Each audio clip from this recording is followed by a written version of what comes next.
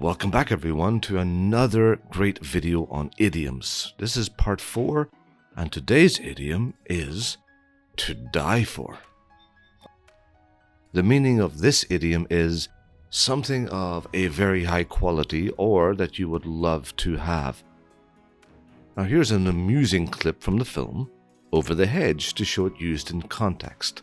I hope you like this clip. I enjoyed the film. Come on, think about the food. It was worth it for that food, huh? That stuff is to die for. And as usual, here are a few more examples to show it used in other settings. Number 1. You should really taste this dessert. It's just to die for. 2. We just moved into our new house overlooking the lake, and the view, it's to die for. And number 3. I recently saw a job advertised for a senior computer programmer.